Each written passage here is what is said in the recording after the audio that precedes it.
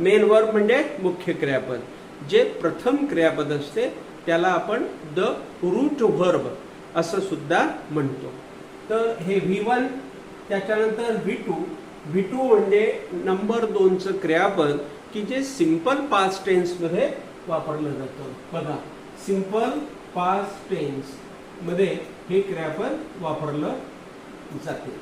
म्हणजे V2 म्हणजे 2 नंबरचं क्रियापद की जे सिंपल पास्ट टेन्स मध्ये वापरलं जाते. आणि V3 म्हणजे 3 नंबरचं क्रियापद की ज्याला पास्ट पार्टिसिपल असं म्हटलं जातं.